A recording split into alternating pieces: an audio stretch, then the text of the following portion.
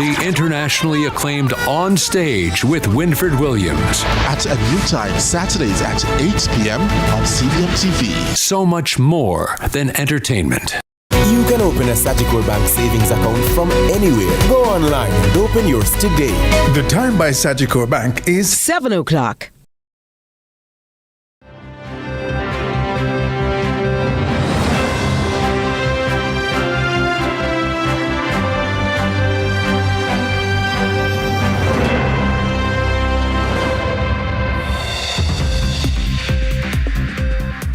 Tonight in CVM News at 7, government holds firm on wages as debt payments drop. Phased opening of Cornwall Regional Hospital expected in 2 weeks. Opposition leader Mark Golding says Jamaica's economic model needs a complete reset. The business report provides a peek into Diplomatic Week 2025. Traditional Flavors shares part 1 of a family-stoked legacy. And in sports, get on track with our Friday feature, The Winner's Edge.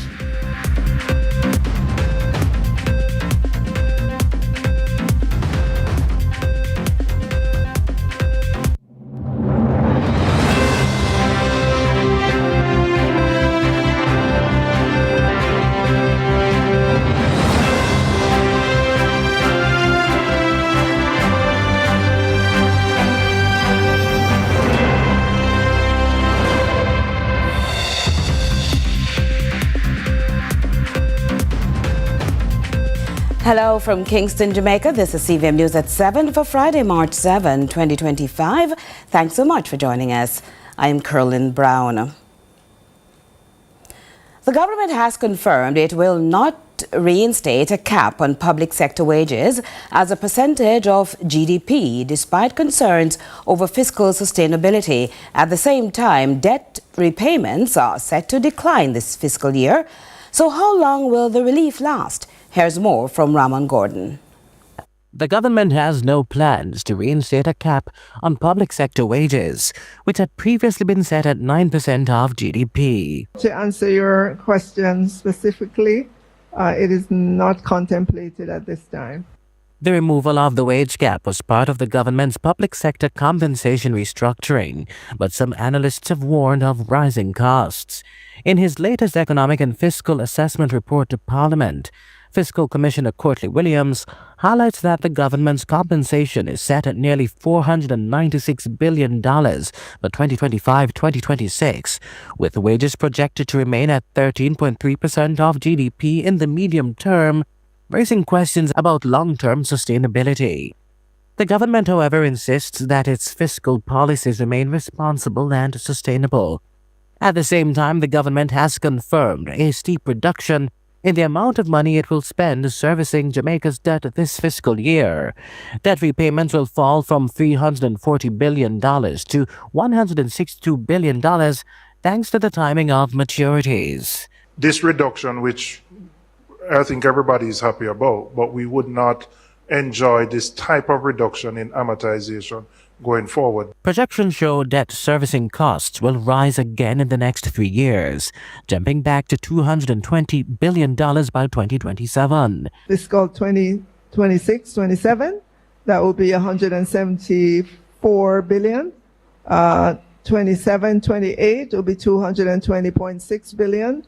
And 28-29, that will be $309.8 billion in amortization. So it's going back up. That means while the government may be spending less on debt this year, higher repayments are expected in the coming years. The minister is not anticipating any major budgetary changes this year, at least in terms of public sector wages. But even as spending remains steady, efforts are ramping up to expand Jamaica's digital currency Jamdex, despite challenges in merchant adoption.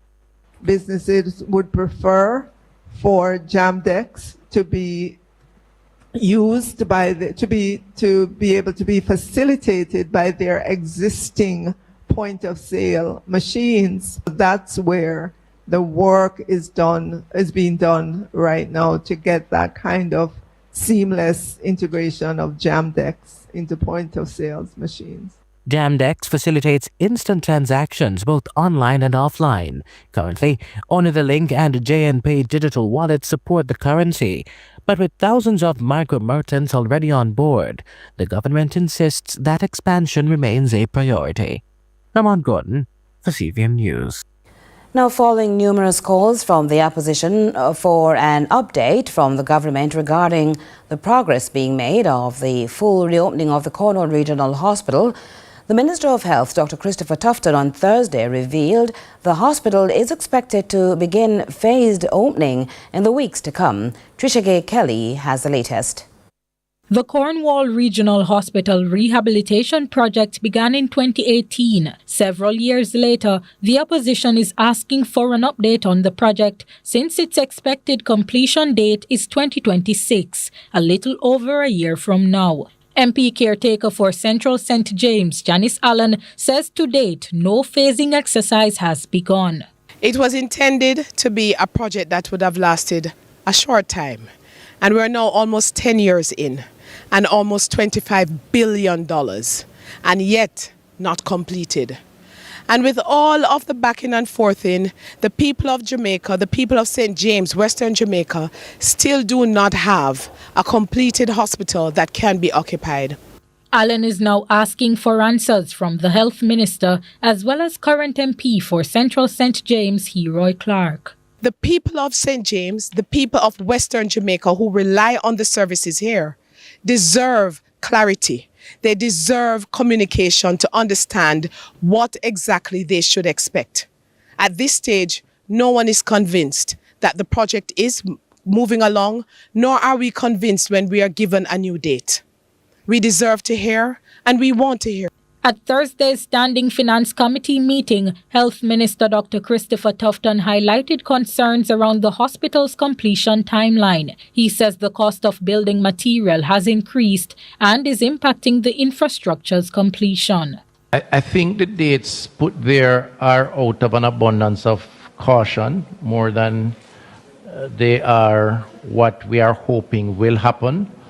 There is going to be the start of the phasing of the opening of the facility. Last week I was there, and the administrative wing is now complete. I'm extending an invitation to you, member, to attend, which hopefully will happen within the next 2 weeks or so. The cost of the rehabilitation was first estimated to cost taxpayers $2 billion. The price tag is now 10 times that, over $20 billion. Trishagaye, CVM News.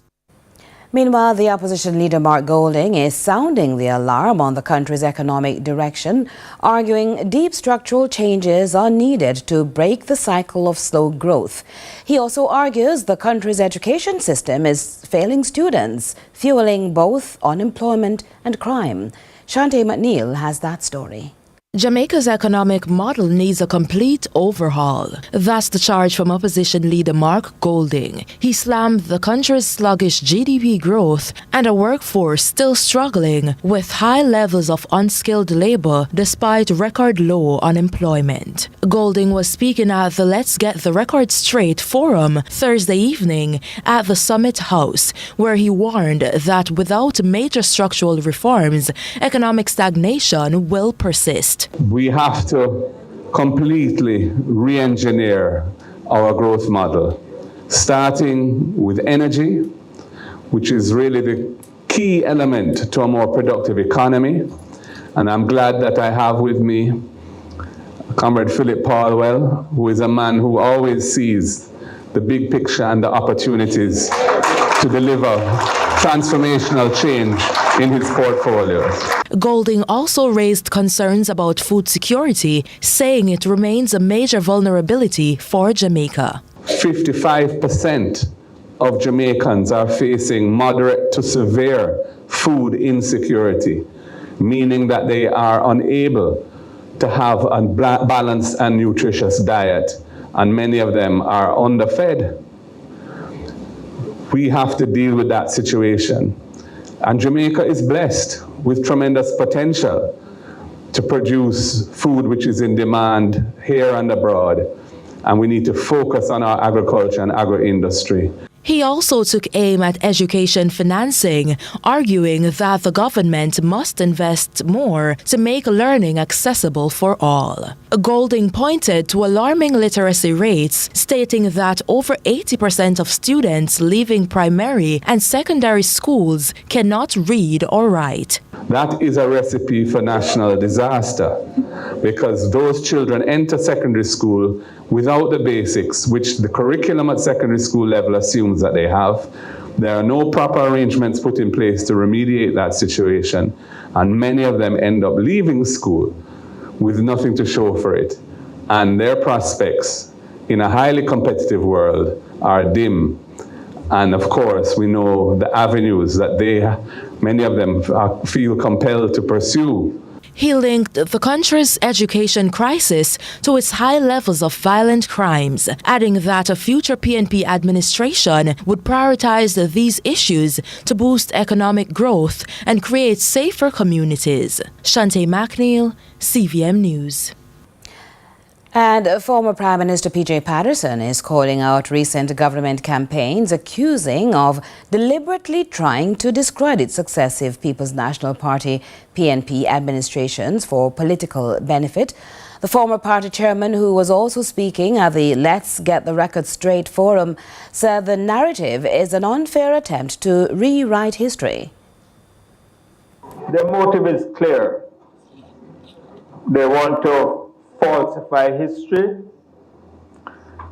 and poison the minds of those in the electorate who were not aware of what happened and when, and who haven't made the effort to learn. And CVM News at 7 will continue right after this.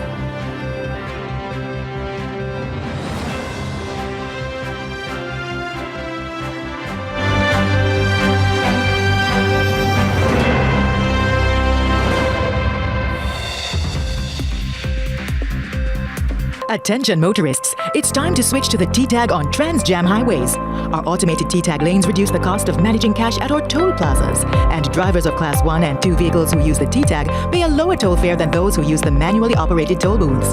They also get their 10th trip through any toll plaza free. The T-Tag makes it quicker, more cost-efficient, and safer for our customers. So switch to the T-Tag today and experience the convenience.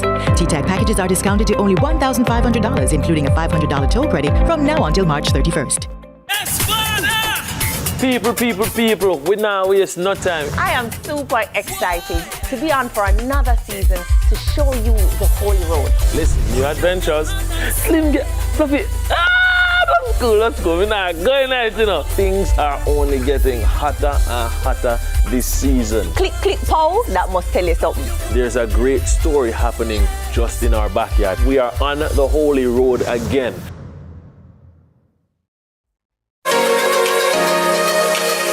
Come rise with sunrise. It's a new week with new possibilities. Miss Kitty and Dennis are kicking things off with a presidential story in Diaspora Link Up. Then it's off to class with financial guru Carlton. We'll get into some JPL action and wrap things up with some words of inspiration in Mic Check. You've never seen a sunrise quite like this.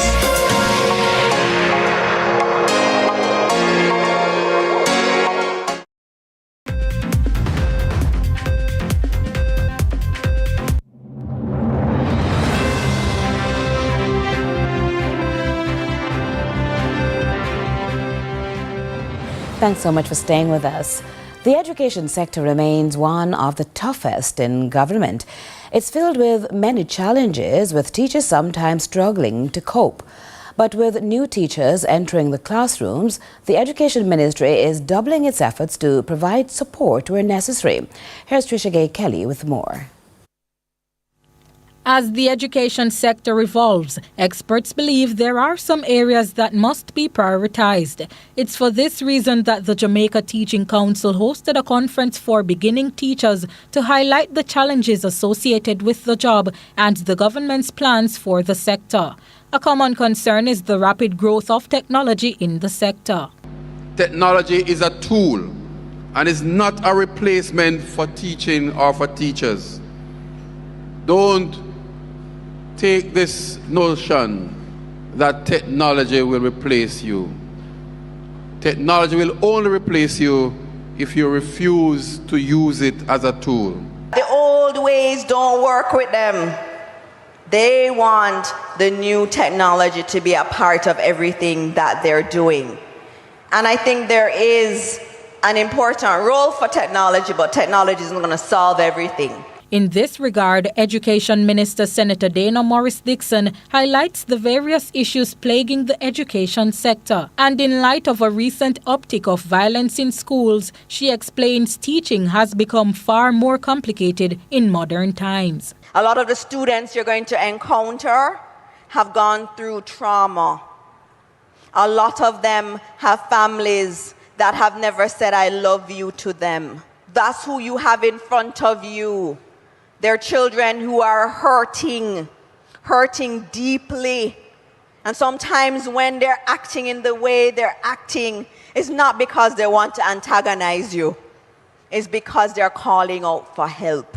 Minister Morris-Dixon notes this will become an area of focus for the government as teachers must be prepared for these challenges. And what we at the Ministry of Education have to do better at is equipping you to deal with it. Because teaching now is not just about being at the front of the class and imparting the subject that you are teaching. It's about teaching them how to deal with conflict. Nobody teaching them that at home or in their community. The JTC was established as a part of the education transformation strategy to improve the quality and coverage of education nationwide. Trishagaye Kelly, CVM News. A multiplicity of issues have been highlighted in the Papine town square. Now, it's a busy connection point for commuters, but businesses are also impacted by the rush for transportation. And the situation is worsening. We go back to Trishagaye Kelly for that report. Like many towns island-wide, Papine Kingston is highly congested and not ideal for a large number of public passenger vehicle operators. Nonetheless, this corporate area is filled with taxi operators, but this poses a challenge when there is no designated parking for them. Yeah, we don't like parking here. We see part there. We don't like the parking, but turn a parking area still. Yeah, that's the greatest thing if we have a parking area. You know, you have taxi more and people are walking road. About parking, main issue. See, big park over there we not use. Our necessary turn a parking spot for the taxi man there. We are grateful for that. We don't have any institution that actually stop. They like to take up passengers. Pose that problem. If the police come and capture you, they know you will be ticketed. Which is another issue highlighted by the taxi operators. Opposition spokesperson on transport, Michael Phillips, recently toured the area to listen to the PPV operators' concerns. His feedback is that there are underlying factors contributing to the issue. Ticketing is an issue that they have complained about. So the Transport Authority would not have provided enough parking, but yet still between the Transport Authority and the police have been ticketing the operators that have to park on the streets because there's no official parking for them. But can the issue be resolved? Well, Phillips has proposed some long-term solutions. However, until then, he's calling for the operators to be pardoned. There are some other medium to long-term plans that have been suggested by the operators, which need some more planning by the Municipal Council and the National Works Agency, which can be looked at further down the road.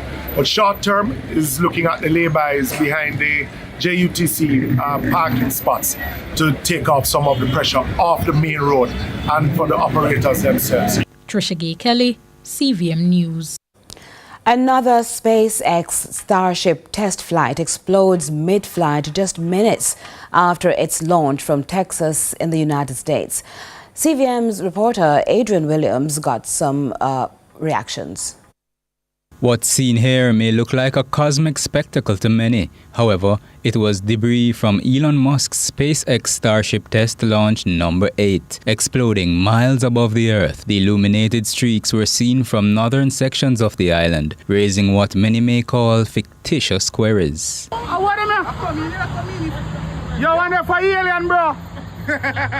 No, dog! The unsuccessful test flight caused air traffic to halt in sections of Florida as debris was sent plunging into the seas off the coast of Florida. This unsuccessful test flight caused air traffic to halt in sections of Florida as debris was sent plunging into the seas off the coast. This has raised concerns about the safety of people on land after such an event, but experts say these occurrences generally have a flight path which plot trajectories over areas which are unpopulated. Adrian Williams for CVM News. As usual, we have sports in the package for you, and so Ronaldo Adams is here to give us a little ideas what's to come. Hi, So, Ronaldo. Curlin, good evening. I'm smiling, but I'm afraid I have some bad news. I know. Last night, Cavalier, defending Royal Nephew Jamaica Premier League champions, they lost 2-0 to Inter Miami in the CONCACAF Champions Cup, right? However, on the bright side, next week is the second leg. We'll also be recapping some action from the Jamaica Premier League from last night as well, and some more bad news. The Jamaica women's cricket team, they lost out on a third place spot after losing to Guyana in the regional Super 50. Nonetheless, it's Friday, so guess what? We'll have the winner's edge. They always say news is bad news, but you're coming with some not so good news in sports. But we got to tell the people as it is. As it is. As it That is. is it. All right, see you around later. For sure. And you stay right where you are. We'll continue in just a moment.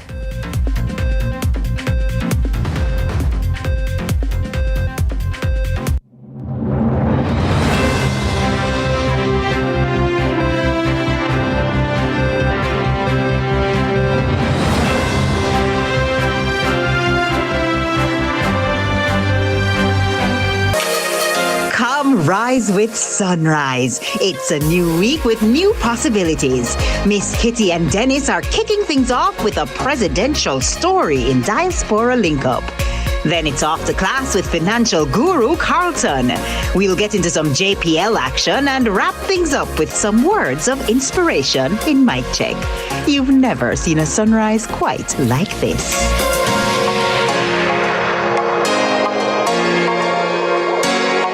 Where the difference is made, where titles are decided, where respect is earned. Excel here and you could go down in history. It's the final third. CVM TV's weekly JPL preview show every Sunday, starting 30 minutes before our live broadcast. Get insight, analysis, and hear from your favorite players weekly, just before we bring you our feature broadcast for the day. Move from defense to attack and join us in the final third. This and every Sunday until the end of the JPL season.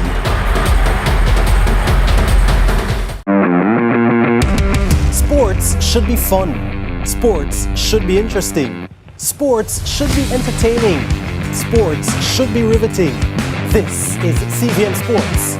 I'm Jordan Ford.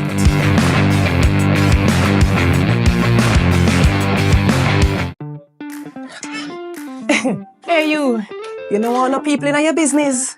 You should take advantage of CVM TV's unbeatable small business advertising package. Trust me. And get your goods and services in front of your customers today. For $150,000, you get a high-quality professional commercial. Plus 20 prime-time commercial spots. That's massive exposure at a fraction of the cost. Including on the #1 morning show in Jamaica, Sunrise. So don't wait. Call us on 658-208-5377 and see your business goals happen right here on CVM Television.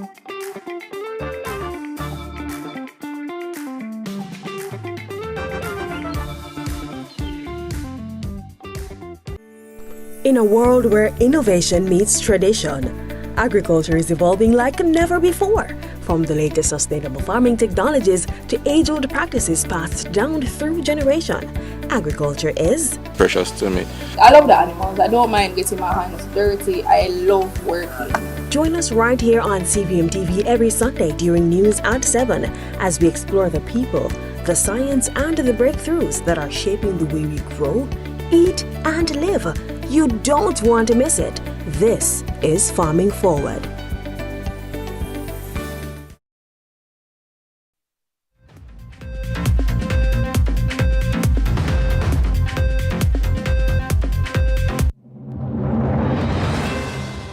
Welcome back. Time for what's happening on the social media landscape.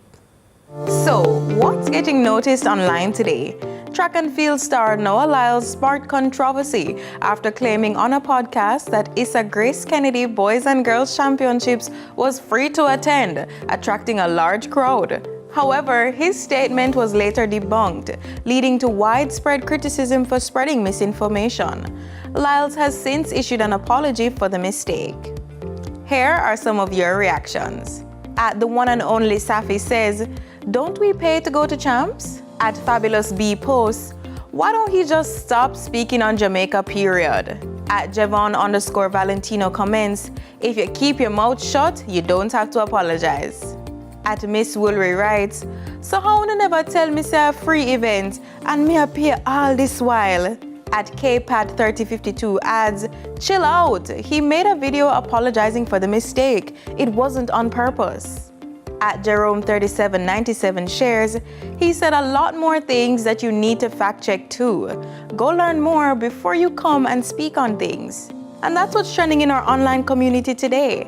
Continue to share your thoughts with us on X at CVM TV and CVM Television on Facebook. I'm Courtney Lewis.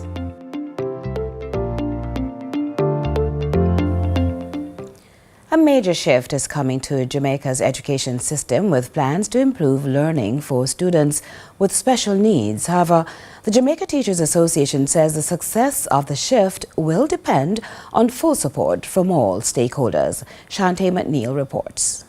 The Jamaica Teachers Association, JTA, is throwing in its support behind the Education Ministry's new special education policy set for implementation this year. The policy aims to enhance inclusivity and learning for children with disabilities, with a major focus on strengthening teacher training. Speaking at a special education seminar at Shortwood Teachers College on Thursday, Education Minister Dr. Dana Morris Dixon acknowledged the existing gaps in the system and emphasized the urgent need for change. Yes, we have established 2 diagnostic centers which provide early assessments and interventions for children who need them most. These 2 are not enough. And too many of our teachers lack the training and support to manage these diverse classrooms effectively. These realities are what we must change. That's why she says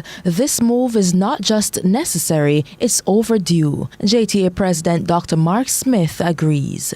Because there are too many children with our education system that is not properly served by the sector. I often like to characterize it that we often teach to the children in the center. So those that require special needs support or those that are exceptionalities within the system are often underserved. And so there needs to be a lot more done in this regard.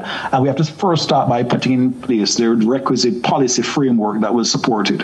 It's not enough for us to have a Disabilities Act. We need to have a Special Education Act. And so the pronouncements from the minister are welcomed.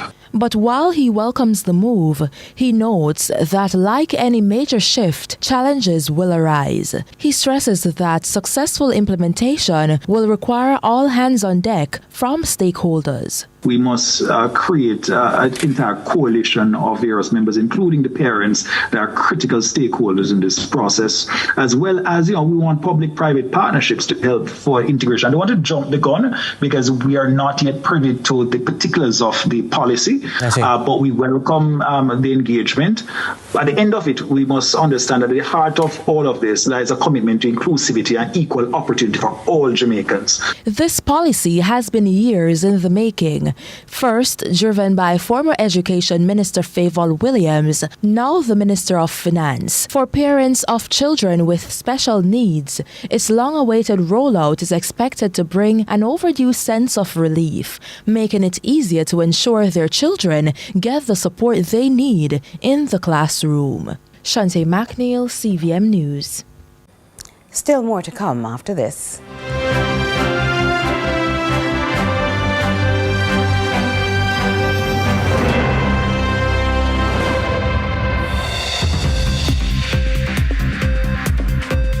In a world where innovation meets tradition, agriculture is evolving like never before.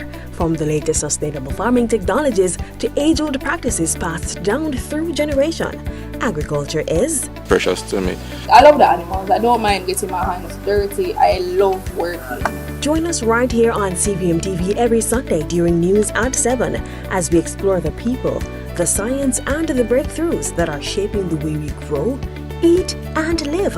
You don't want to miss it. This is Farming Forward. Do whatever the crunch you want with KFC's popcorn chicken. Now available in hot and spicy. KFC, it's finger licking good. The time by KFC is 7:30. People, we now waste no time. I am super excited to be on for another season to show you the Holy Road. Listen, new adventures. Slim, get fluffy. That's cool, let's go. We're not going out, you know. Things are only getting hotter and hotter this season. Click, pow, that must tell you something. There's a great story happening just in our backyard. We are on the Holy Road again.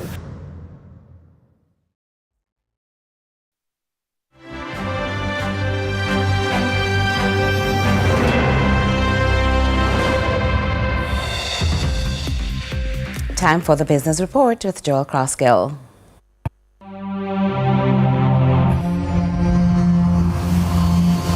Lots to share with you in the business report today about a ministry whose outward-facing name sometimes belies the subtleties associated with its core function, which can appear reserved by mystery. However, as preparations for Diplomatic Week from March 10 to 12, 2025 advance, the BR was afforded a rare and intriguing glimpse into the inner dialogue of the Ministry of Foreign Affairs and Foreign Trade, courtesy of a recent JIS think tank session with Portfolio Minister Senator Kamina Johnson-Smith. Foreign Affairs is just a consistent, unseen hand that keeps not only the world turning, but keeps Jamaica's connections, that keeps the support that brings connections to the different ministries. It's how we build the, get fertilizer when, wars are broken out and fertilizer is short. It's how we get vaccine when vaccines can't be found, and you create the relationships and you ensure that you are able to reach out when your country needs it. As the minister explains, diplomatic outreach during those times has resulted in a number of new bilateral relationships being established, several of which will be formalized during this week's activities. So we have about 12 new heads of mission who will be presenting credentials to myself and to the Governor General. And that is, it's important for those countries and it's important for us. And therefore we will very much look forward to welcoming the new heads of mission for Egypt, for Angola, for Kenya, for Ethiopia, for Guatemala, for Qatar, for Saudi Arabia, for Austria. We have a whole list, and then of course we have others who have presented already but are not resident here. So together we'll have our 26 resident heads of mission together with these additional about 20 countries visiting who have heads of mission accredited to Jamaica but are not resident in Jamaica. So it really does provide for very rich discussions. And quite diverse as well, ranging from issues relating to sustainable development, climate financing to green energy. However, it's Jamaica's leadership on one issue in particular that caught the BR's attention. We're also going to take the opportunity to promote our IMO candidature. Jamaica is running for re-election to the International Maritime Organization Category C. And we've been endorsed by CARICOM as a CARICOM endorsed candidate, and we'll continue to do our best to ensure that we represent small island developing states issues at the table in regulatory matters, and we are hopeful to be successful once more. It's highly competitive. We've been very successful, but it's important that we take opportunities like this to reach out to the international community to support our candidature. It's an ambition that will be reinforced by one of the planned activities of the visiting dignitaries' itineraries. So they are going to undertake a tour of Jamaica's 7th largest natural harbor in the world, which I'm very proud of, and as we all should be, and to look at the transformation of our port. which of course is part of a public-private partnership with CMA CGM. So it is again a demonstration of Jamaica's partnership at many different levels, because all of that is critical in showcasing Jamaica as a coastal and port state, and one that therefore is rightly on the seat of the IMO Category C. So it's part of our candidature promotion for them to see what it is that we are doing and how good it is, how good we are at our maritime affairs. It also provides an opportunity to share how other ministries and agencies of government are advancing as well. Our 4 key agencies that are able to demonstrate phenomenal changes in digitization and in efficiencies and in fiscal versus monetary policy management and in security and trade. These are areas which we want to promote as we continue to show Jamaica in its new and transformed light to the world. The week will also feature ministerial briefings with Minister of Agriculture, Fisheries and Mining, the Minister of Culture, Gender, Entertainment and Sport, and briefing sessions will also be held with Minister of Economic Growth and Job Creation and the Minister of Industry, Investment and Commerce, spanning a range of mutual interests. One of the new initiatives that we have placed in Diplomatic Week is to have a lunch which is sponsored by the Consular Corps and the Private Sector Organization of Jamaica. And the Consular Corps in Jamaica is made up of members of the private sector and civil society who represent other countries who don't have ambassadors in Jamaica, represent them in a voluntary capacity, in an honorary capacity.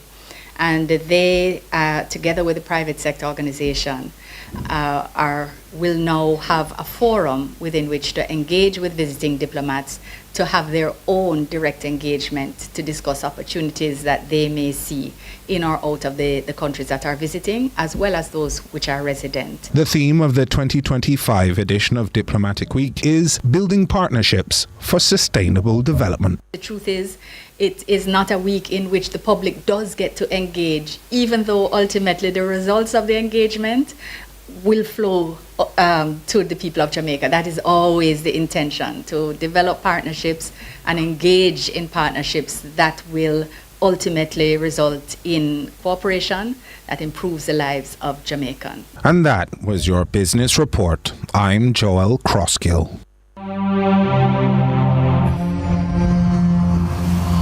Apologies, we won't be having traditional flavors this week, but stay with us. Ronaldo Adams comes up with sports after this.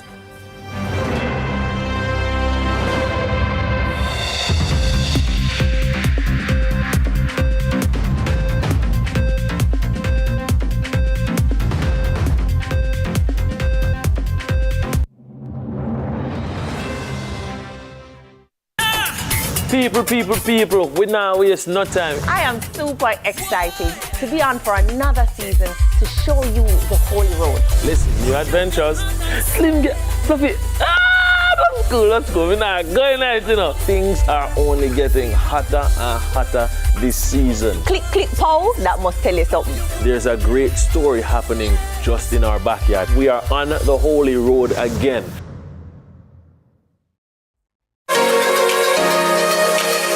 Come rise with sunrise. It's a new week with new possibilities. Miss Kitty and Dennis are kicking things off with a presidential story in Diaspora Link-Up. Then it's off to class with financial guru Carlton. We'll get into some JPL action and wrap things up with some words of inspiration.